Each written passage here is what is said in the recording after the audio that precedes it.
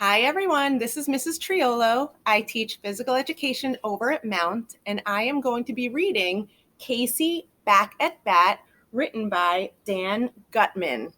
I hope you enjoy it. And here we go with Casey Back at Bat by Dan Gutman.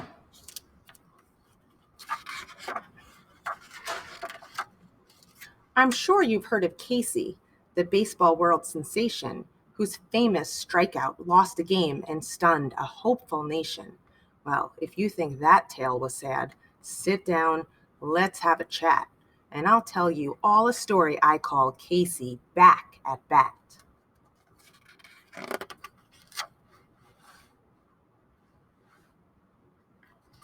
'Twas the last game of the season, with Mudville tied for first. The players fought all summer for a pennant they did thirst.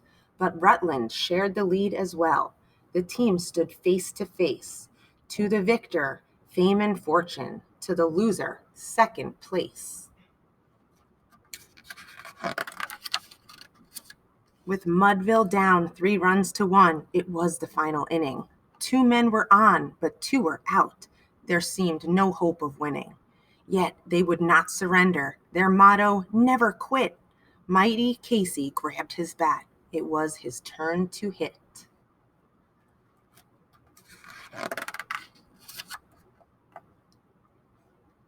His arms, his legs, his neck, his lips, his teeth had muscles too. They rippled from his little toe up to his eyes of blue.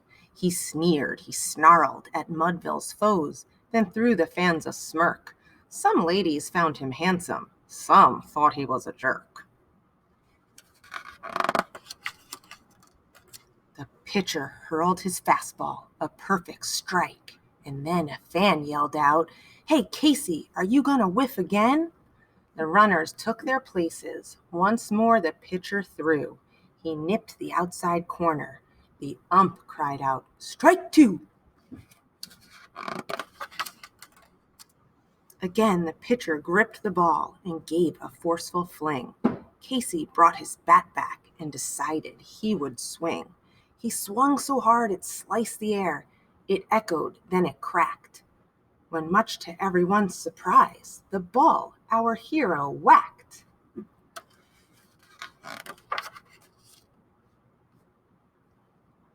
That shot might go 500 feet, one bleacher creature reckoned.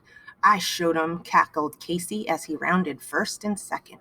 The Mudville fans began to cheer, a roar that started growing as they watched the ball go over the wall, and then it kept on going.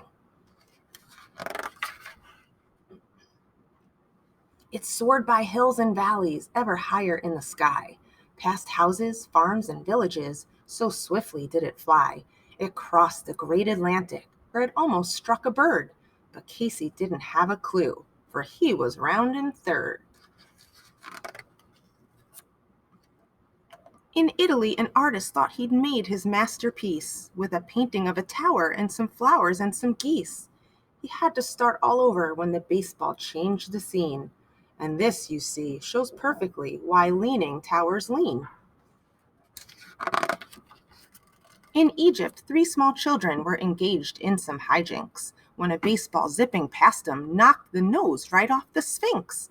It ricocheted to where they played and almost hit those kids, but instead it zoomed right by them and straight up the pyramids.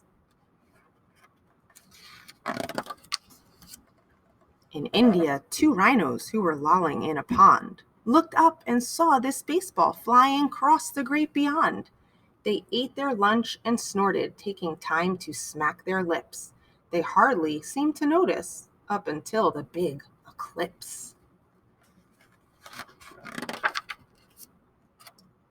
It flew so fast it raced through time, some 60 million years, to when T-Rex and the Stegosaurus roamed the hemispheres. The creatures were quite terrified, so underground they slinked, and now you know how dinosaurs, in fact, became extinct. In the depths of outer space, an astronaut named Janet shrieked, "Eureka! I have found it! I've discovered a new planet!" Her partner took a look and told her, "Janet, in your dreams, I've yet to see a planet sewn together at the seams." Meanwhile, back in Mudville, total strangers hugged and kissed. Casey crossed the plate and told reporters, "It's all in the wrists." He hadn't been this happy since the moment of his birth, but from the upper atmosphere, the ball returned to earth.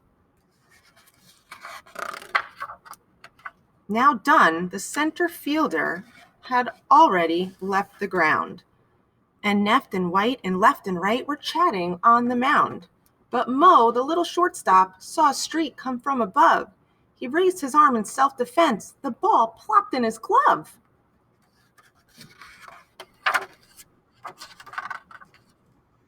Oh, somewhere in this crazy world, some kids are having fun.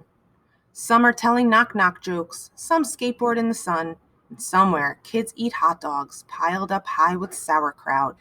But there's still no joy in Mudville. Hard luck Casey has flied out. The end.